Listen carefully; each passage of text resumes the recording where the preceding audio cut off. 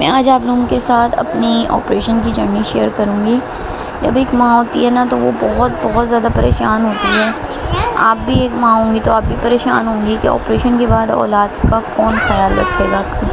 तो इसी तरह मैं ही परेशान हो रही थी और मैंने ये ऑपरेशन काफ़ी डिले करके करवाया है।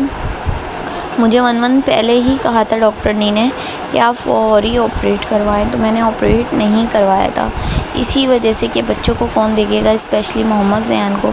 मोहम्मद ज़यान बहुत छोटा है तो मेरे बगैर बिल्कुल भी नहीं रहता। तो जब मैंने अभी लास्ट जो है अपना स्कैन करवाया तो उसमें आया कि आप फौरी जो है ना अपना करवाएं ऑपरेट, नहीं तो जो ये ओवरी में मेरे सिस्ट है वो जो है ना अंदर फट जाएगी। तो बस फिर उन्होंने कहा कि ब्लड भी बहुत ज़्यादा कम है, टेस्ट वगैरह हुआ तो फिर उन्होंने कहा ब्लड चढ़ेगा।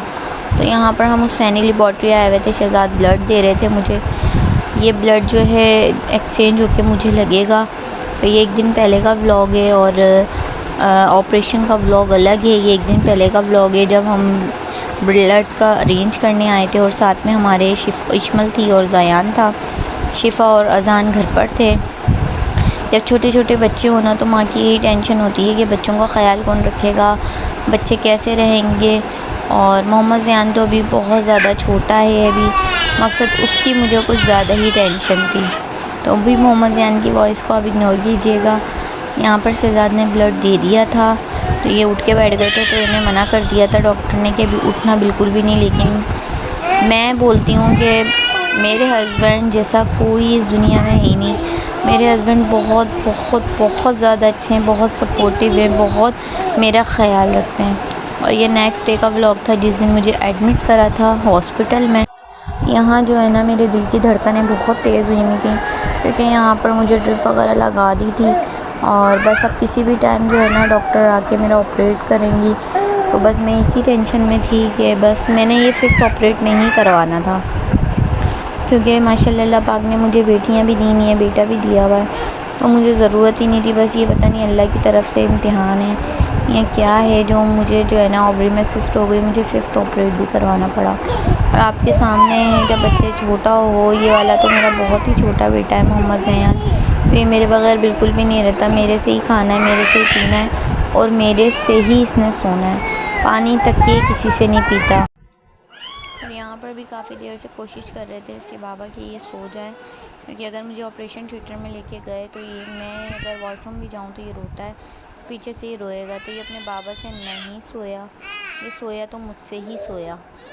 ऑपरेशन के टाइम पे काफ़ी ज़्यादा ख़यालात ऐसे होते हैं जो इंसान को मार देते हैं। इसी तरह मेरे दिमाग में बहुत अजीब व गरीब ख़यालात आ रहे थे और बाद में ये जो मेरी ओवरी में सिस्ट थी वो ये निकली थी। और फिर मैंने इनसे कहा था कि नहीं आप ब्लॉग बनाइएगा, मैं जो है ना अपने व्यूअर्स के साथ भी शेयर करूँगी कि मैं इतनी तकलीफ़ में होने के बाद आप लोगों के साथ हर एक चीज़ शेयर कर रही होती हूँ। और फिर जो है ना जब कोई भी हमारा रिलेटिव आ रहा था तो इनके बाबा सबको ये दिखा रहे थे कि ये देखो ये जो है ना सिस्ट हुई हुई थी। और बाकी यहाँ पर ये हमारा रूम था, मैं आप लोगों के साथ शेयर कर रही हूँ। एक रूम में 2 बेड्स थे, बाकी टेबल्स वगैरह थी। हमने प्राइवेट रूम लिया था क्योंकि छोटे बच्चे का साथ था।